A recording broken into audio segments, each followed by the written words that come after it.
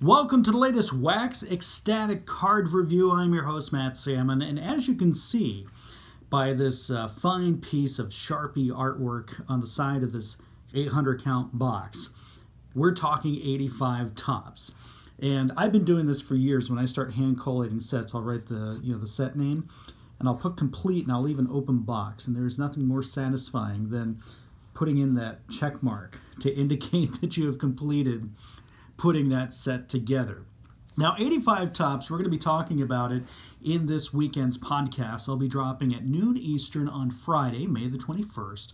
And this was one of those sets. It was the close runner-up to a recent poll we did on our Twitter timeline at Wax and Gum Stains, asking you which previous set have we talked about but just kind of moved on from. 87 Donruss edged out 85 tops, but there were enough votes for 85 tops to definitely take a look back at this set.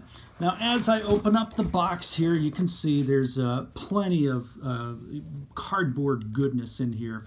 And as I'll discuss in this program, when I decided to hand collate the 85 set, I really looked forward to doing this because 85 tops is such a unique set, and also because it was quite the labor of love to put this together, because it started with about 400 cards that were just in terrible condition. Now, as you can see, there's a couple of cards in here that have a plastic sleeve on it, and these are the more valuable cards of the set. Let me back the box away here from our camera. One of the most popular cards is the Roger Clemens First Topps card, or you can call it a rookie card. As you can see, this one is slightly, just a tad bit off center, but good enough for what I'm looking for in completing this set. But this is a great view of the 85 Topps card. Now, I have referred to the 85 Topps card as the Cyndi Lauper set, which is kind of a strange way to describe it, but as we'll talk about in the podcast this Friday, the reason why I call it the Cyndi Lauper set, there's a lot of 85 going on here, a whole lot of 80s in these cards. And let me just show you briefly. First of all, just this very unique clashing of colors and shapes and designs. There's not too many graphic artists these days that would recommend doing something like this.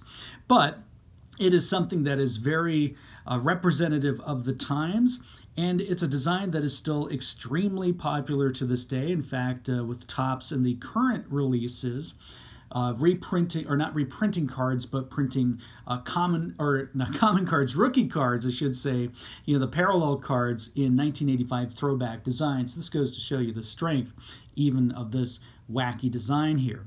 But you've got the player's team in this rectangle that's just kind of askew next to the full color logo above this color field that's got the player's name and position. And then, the majority of this, about 75% of the card, is a photograph. Now, if the front wasn't wacky enough for you, then the back definitely was. In one of the most interesting color combinations in the history of baseball cards, what I call the ectoplasm green.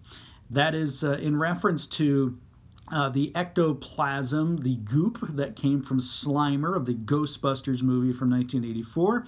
But also, if you're young enough to remember the ectoplasm coolers, the really bizarre light green citrusy flavor type of high C that came out in the mid to late 80s, you remember ectoplasm coolers, and you will agree that this is a color that pretty much reflects that.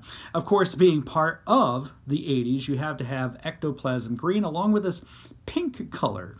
So a very bizarre but memorable color combination. And again, some of the quirks that you saw on the front of the card you would see on the back, including the player's name in this crooked little rectangle here, personal information up here, career numbers there.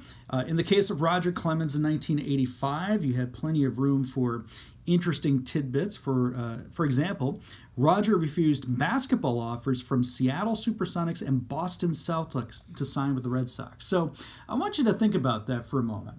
We all talk about a guy like Danny Ainge, who played baseball for a little bit, was a member of the Toronto Blue Jays, and then went on to great fame with the Boston Celtics, and then in coaching and management as well. Can you imagine if Roger Clemens spurned the Boston Red Sox in Major League Baseball and became, I would imagine, at his size, and what was he in 1985? Let's see, 6'1", 6'4", 295. Can you imagine, I guess we could say a center for the Seattle Supersonics or the Boston Celtics, Roger Clemens? Can you imagine Roger Clemens playing with Danny Ainge and Larry Bird and Robert Parrish? How crazy is that?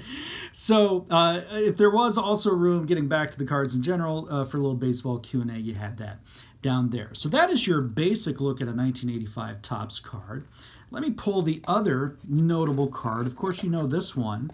That would be Team USA star rookie card, Mark McGwire. And while there was a lot of attention to McGwire rookie cards in 1987, or maybe a traded or update series in 1986, this is the true rookie card for Big Mac a couple of years before he hit the scene with the Oakland Athletics. So a lot of great cards in the 1985 set, but these are the two that are standouts. And if you get them in gem mint condition, you're going to have yourself a pretty good find there. So those are the big names. But as we like to do in this program, let's randomly pick 3 cards. We're going to discuss these players in our bottom of the order segment at the end of the podcast.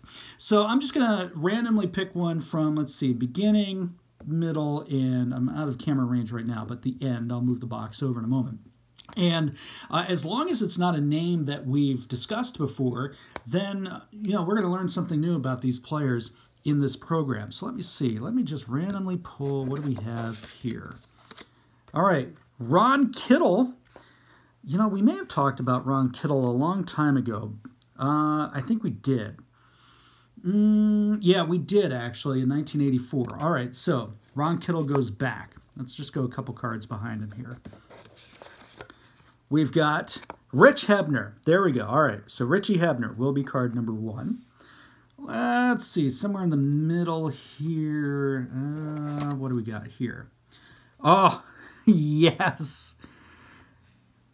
If you're a fan of David Letterman and you recall the 1985 Royals World Series trip, Buddy Biancalana was a huge part of not only the Royals winning the World Series that year, but a huge part of the David Letterman show in 1985. So I'm glad we pulled that one. All right, last but not least, I'm going to reach over here near the end of the box, and we've got Dick Schofield. That was another notable name. So let me actually push the box back a little bit from the camera here. We get all 3 cards in there. All right, so the cards that we're going to be, or the players that we're going to learn a little more about in our bottom of the order segment at the end of the podcast. Rich Hebner, then with the Cubs, Buddy Biancalana, soon to be postseason star with the Kansas City Royals, and Dick Schofield, longtime infielder for the California Angels, and also son of a former major leaguer. So we'll talk those guys. We'll talk about some of the big names from the 1985 Topps set, as we will reminisce one of the best but somewhat overlooked sets. I say somewhat because 85 Topps was popular, but it often gets lost in the shuffle of 83, 84, 87. This one is right up there. Even with the wacky design on the front and the weird color combinations on the back, 85 Topps still works. Still a favorite amongst collectors, and even you said so in that recent poll. So that's all coming up this Friday. That is May the 21st. Again, our podcast drops at noon Eastern via Audio Boom and wherever you listen to Wax Ecstatic. I'm your host, Matt Sammon. Thanks for tuning in.